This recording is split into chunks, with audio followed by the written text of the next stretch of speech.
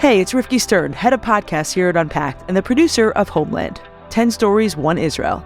This week we're going to do something a little different.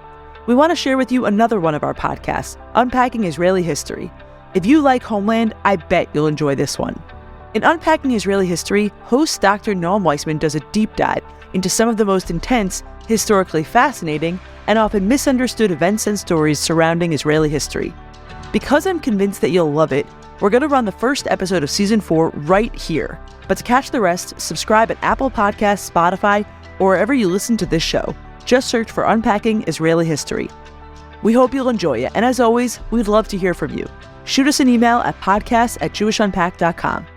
And with that, yalla, let's do this. Hey, I'm Noam Weissman, and you're listening to Unpacking Israeli History, the podcast that takes a deep dive into some of the most intense, historically fascinating, and often misunderstood events and stories linked to Israeli history. And welcome to Season 4. Unpacking Israeli History is generously sponsored by Marcy and Andrew Spitzer. And this episode is generously sponsored by my parents, Ima and Abba, or Neil and Pam Weissman as the rest of the world refers to them. They are the inspirations, but enough sap for one intro. Especially because today's episode may make your hair stand up or your heartbeat thump a little quicker. Okay, folks, yalla, let's do this. אנו מכריזים בזאת על הקמת מדינה יהודית בארץ ישראל. היא מדינת ישראל. We, the people of Israel, are prepared and anxious to meet the representatives of our neighbors without any preconditions. There are people in Israel and elsewhere say it's impossible to make peace between the Arabs and Israel or the Jewish people. I think they are wrong. 30 seconds can either sound like no time at all or a ton of time. It's only 30 seconds. That's like half a minute, technically. But 30 seconds was all it took to devastate a nation.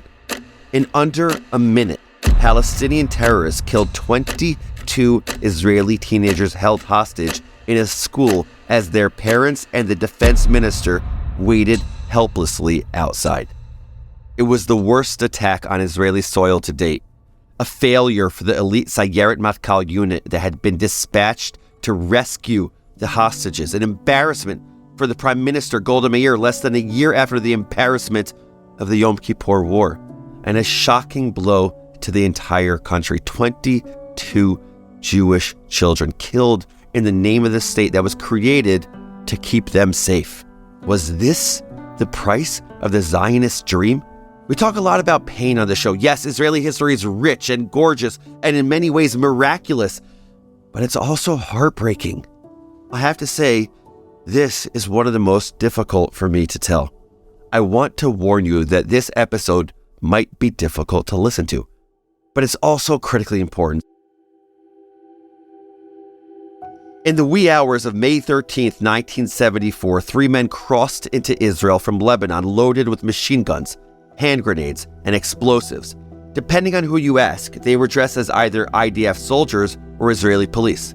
Their victims were meant to feel safe until they didn't. All 3 men were members of the Democratic Front for the Liberation of Palestine.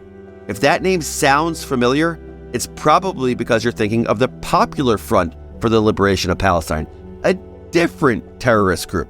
But the DFLP were Marxists, whose stated aim was the formation of a single Palestinian state against all forms of class subjugation, where Arabs and Jews have the right to develop their national culture while being hostile to colonialism, imperialism, Zionism, and Arab-Palestinian reaction.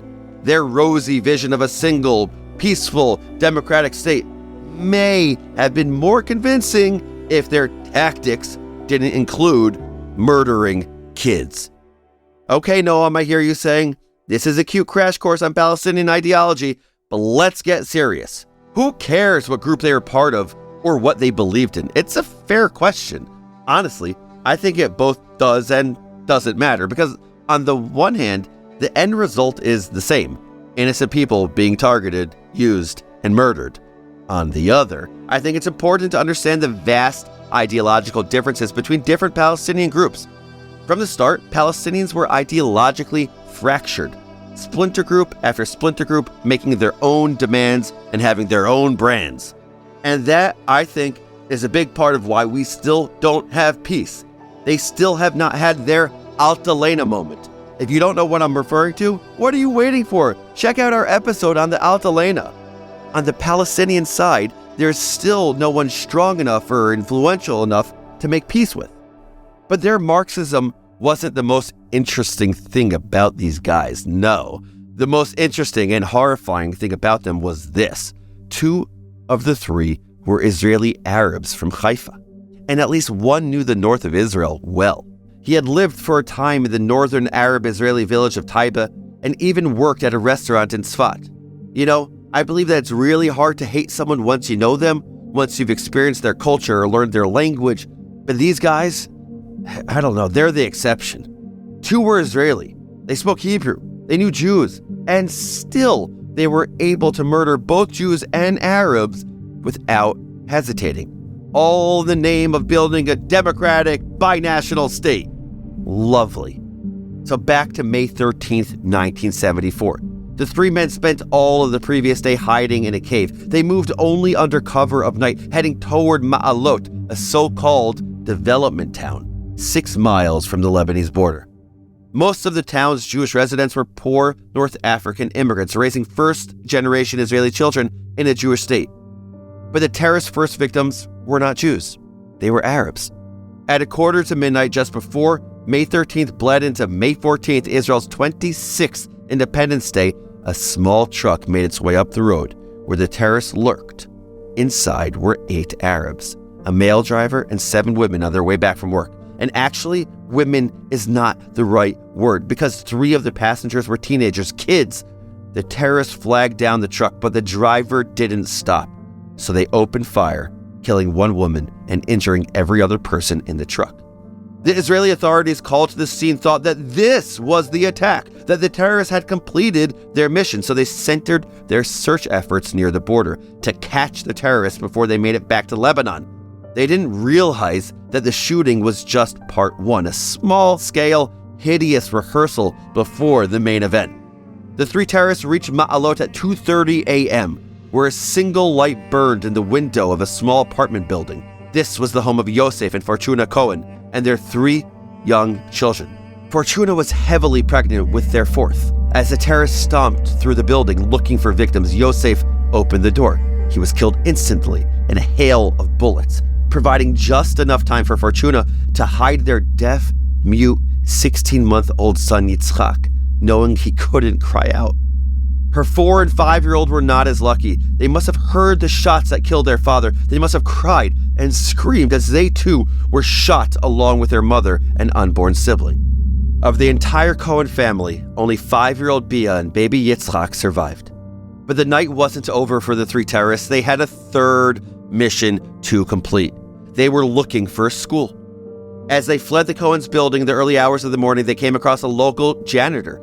Remember, they were dressed as either IDF soldiers or Israeli police, and they spoke fluent Hebrew.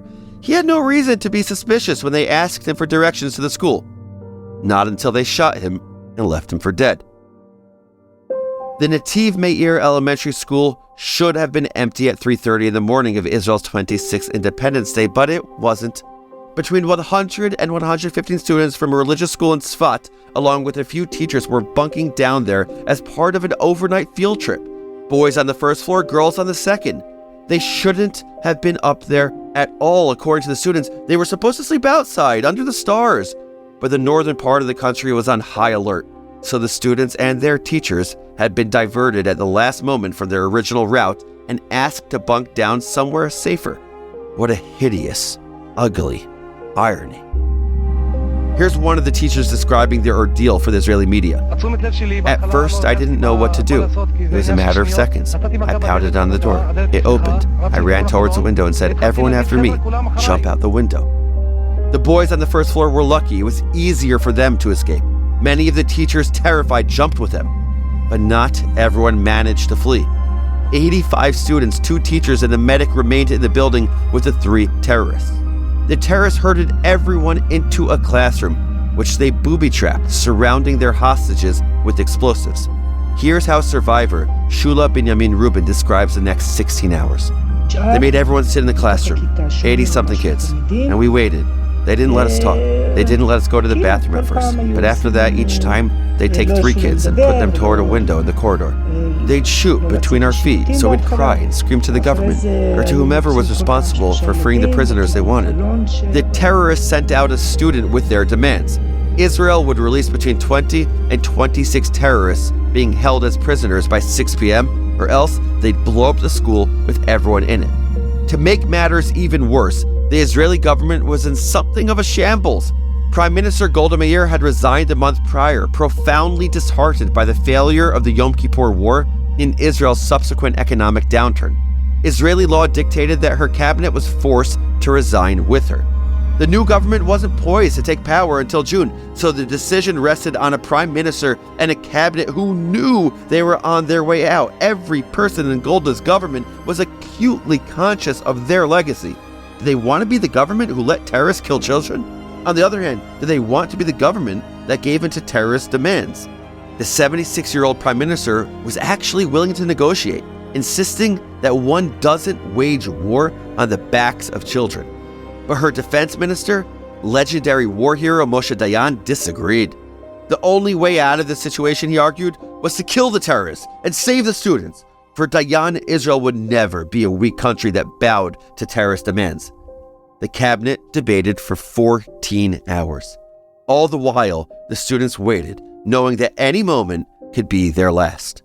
Eventually, the Knesset agreed to the demands. They even brought 20 prisoners to the scene blindfolded and bound as though to prove they were serious.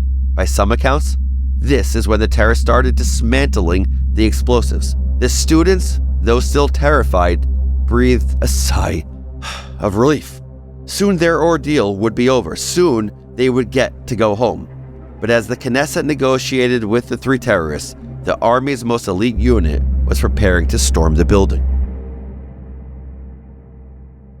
You might remember Sayeret Matkal from our episode on the Mossad last season. If you don't, go back and take a listen. The super elite commando unit had been around for less than 20 years, and yet their exploits were already the stuff of legend.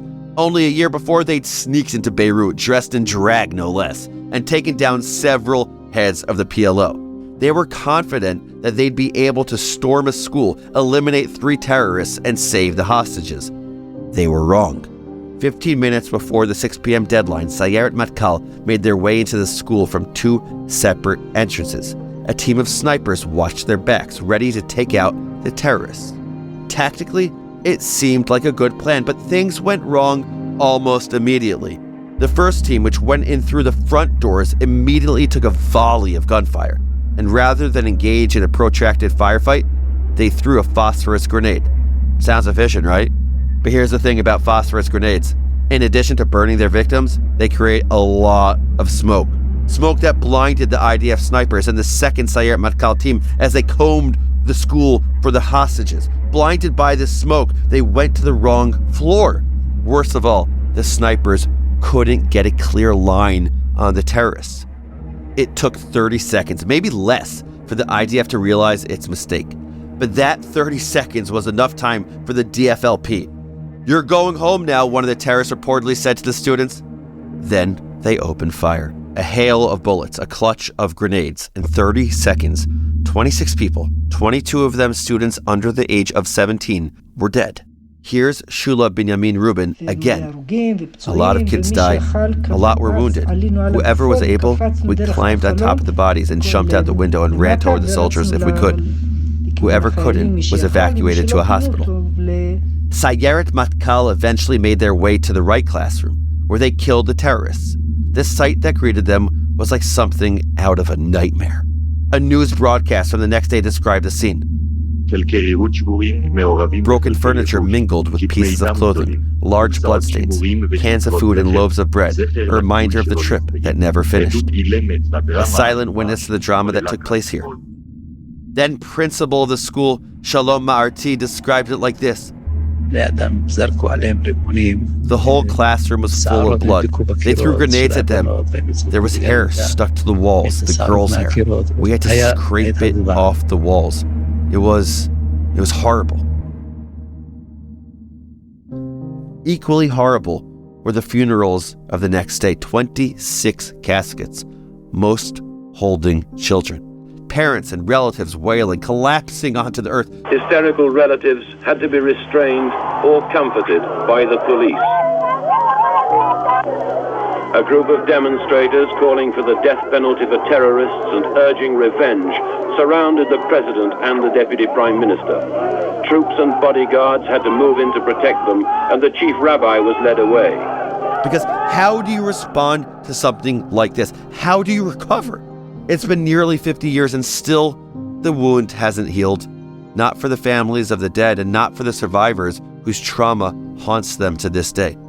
The global Jewish community was shocked. 10,000 people protested in New York, some even chaining themselves to the fence surrounding UN headquarters. A few even beat up the chairman of the Action Committee on American-Arab Relations who happened to be passing by. But other communities chose a different path. You've probably heard of Chabad, also known as the Lubavitch Hasidim. In the wake of Ma'alot, the Lubavitcher Rebbe called on his community to step up their efforts to bring world Jewry closer to Judaism. Rabbi Yosef Hecht was there on the first Shabbat after the massacre at Ma'alot. That Shabbat, I remember the Rebbe coming into the Farbrengen. His face was awesome. The Rebbe spoke about bringing the Jewish people to deeper their actions of Torah mitzvahs, especially Mivtza Mezuzah. A mezuzah is a parchment scroll inked with biblical verses and affixed to the right doorpost of Jewish homes and institutions. Why? Check out the links in the show notes. And in response, the Lubavitch community took up the call. Big time.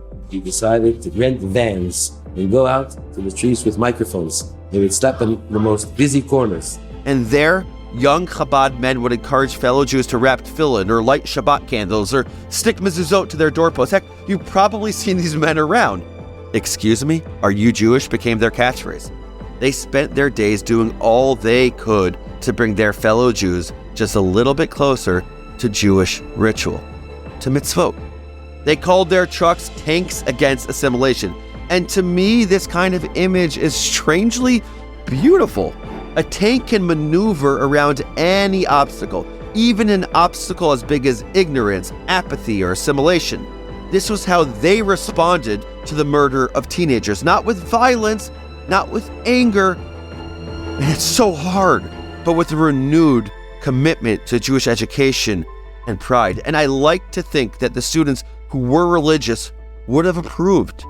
Each mitzvah sending the Jewish people a little bit closer to God.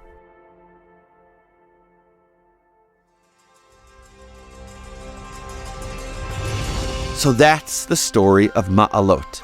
And here are your 5 fast facts. Number 1, Israel approached its 26th birthday in a bit of a quarter-life crisis.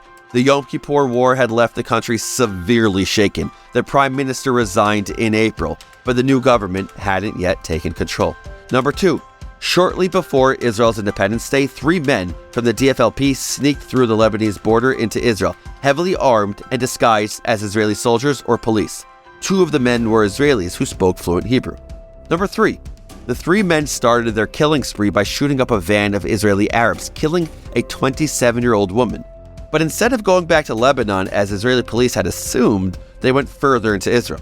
Their next stop was an apartment block in Ma'alot. There, they killed almost the entire Cohen family, leaving behind a 16-month-old boy and a badly wounded 5-year-old girl, then fled into the night. Number 4, their next stop was an elementary school, where they found over 100 religious high school students and their teachers bunking down as part of a field trip. Though some managed to escape, 85 were taken hostage. The terrorists demanded the release of tens of prisoners, most of them Palestinians. If the government failed to comply, they'd blow up the school with everyone in it.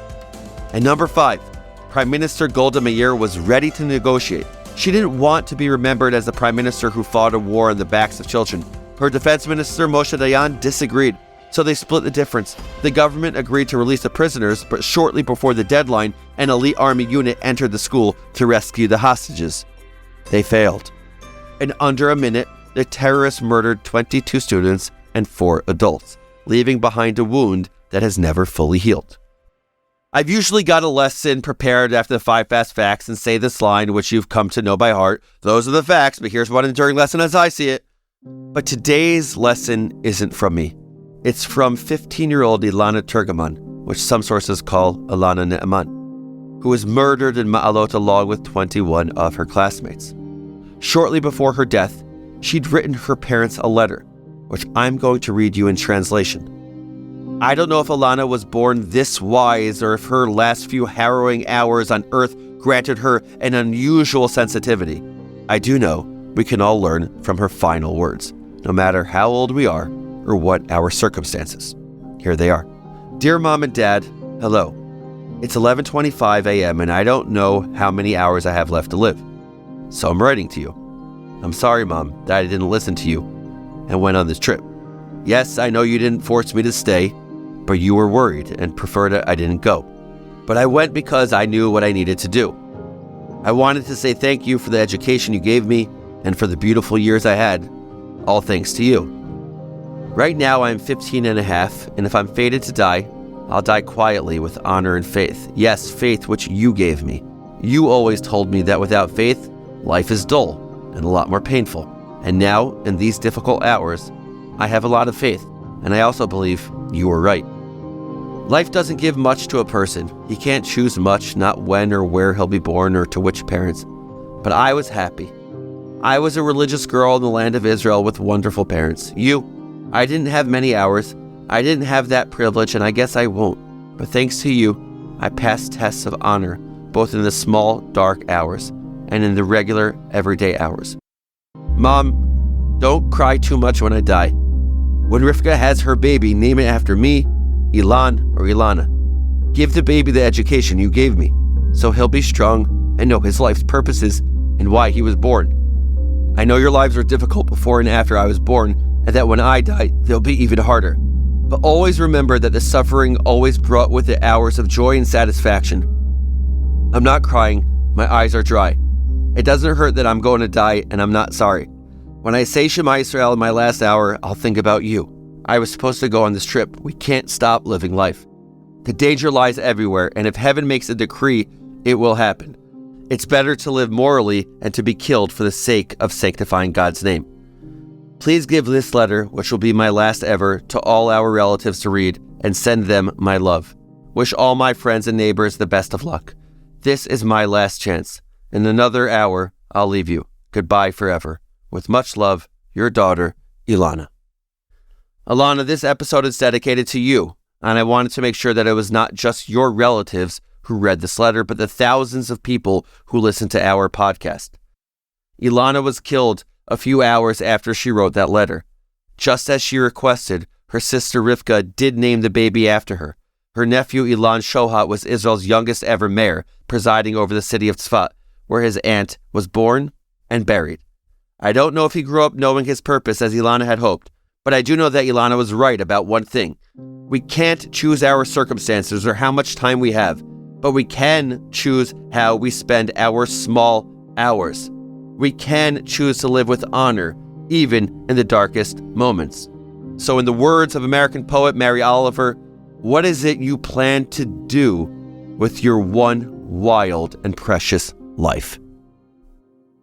Whew, that was intense.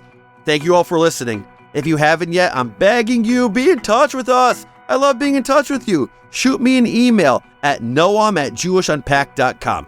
Now it's time for our final segment. You know what's coming, Israel Nerd Talk, where we highlight one of you, our amazing listeners. We get the best emails from you guys, and we want to share them with the world. This week, I want to highlight an awesome letter from an awesome listener who asked we don't use his real name, so let's call him Jamil. Here's what Jamil wrote. Hello, Dr. Weissman. Jamil, call me Noam, please. I hope this email reaches you well. I'm one of your dedicated podcast listeners from Sydney, Australia. Thank you so much for providing such a wonderful explanation of Israeli and Zionist history for laymen like me. It's truly captivating and provides so much more context that is graspable for all, unlike traditional news outlets. Perhaps I'm not the typical demographic or target audience of Unpacked. I'm an Australian born to Afghan refugees who fled the Soviet invasion. Ever since, Afghanistan has been overrun by jihadist militant groups. In fact, the last Afghan Jew sadly left the country after the Taliban's return to power last August, erasing the country's diversity. Today's new generation of Afghans, both inside the country and in the diaspora, are struggling to connect to their country, culture, and identity.